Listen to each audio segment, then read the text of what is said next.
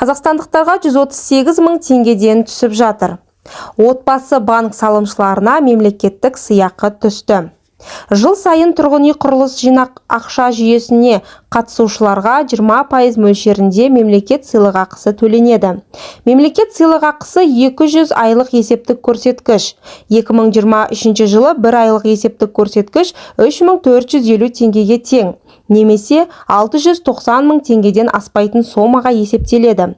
Егер осы жыл ішінде отбасы банктің депозит ұстаушысы осы қаражатты өз шотына жинаса немесе оларды бір мезгілде енгізсе, онда ол 2023 жылдың қорытындысы бойынша ең жоғарғы сыйлықақыны 138 мың теңгені алады. Сіздің жинаған қаражатыңыз бұл сомадан аз болса да, сол жинақтың 20% шотыңызға түседі.